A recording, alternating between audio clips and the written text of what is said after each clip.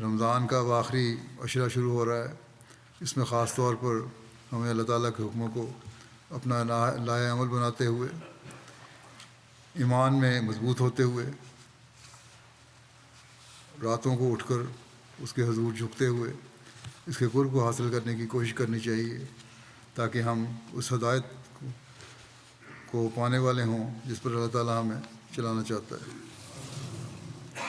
رمضان کی دعاؤں میں خاص طور پر جماعت کی ترقی کے لیے دعائیں کریں، اسیران کے لیے دعائیں کریں، اللہ تعالیٰ ان کی رہائی کے سامان جلد سے زیادہ فرمائے. یمن کے اسیران کے لیے دعائیں کریں، خاص طور پر ایک خاتون وہاں ہیں، ان کو قید میں ظالمانہ طور پر ایک تنگ سی کوٹری میں رکھا ہوا ہے، جو باقی اسیران سے علیحدہ ہیں، لیکن بڑے صبر اور ایمان کی پختگی کا مظاہرہ کرتے ہوئے وہاں رہ رہی ہیں. اللہ تعالیٰ ان کی رہائی کے بھی سامان جلد پیدا فرمائے. جو بزدنیہ جماعت کے بارے میں ان لوگوں کے دل میں ہے، یعنی مخالفین کے، اللہ تعالیٰ انہیں دور فرمائے. فلسطینیوں کو بھی دعاؤں میں یاد رکھیں.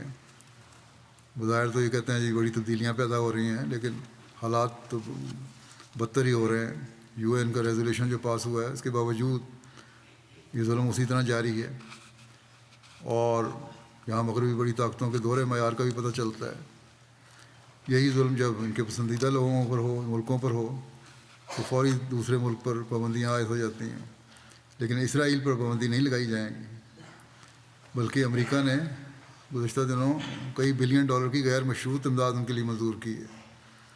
لیکن فلسطینیوں کے لیے چند ملین کی امداد منظور کی ہے، پھر شرط یہ لگا دی کہ وہ اسرائیل کے خلاف عدالت انصاف میں نہیں جائیں گے، یا کسی فورم پہ نہیں جائیں گے جہاں ان کو اس کے خلاف کچھ کہنے کا موقع ملے.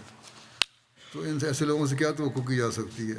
بس دعا ہی ہے، اللہ تعالیٰ ہی ہے جو ان مظلوموں کو ان ظالموں سے نجات دے، اور ہمیں بھی ان کے مظلوموں کے لیے دعا کا حق ادا کرنے کی توفیق عطا فرمائے.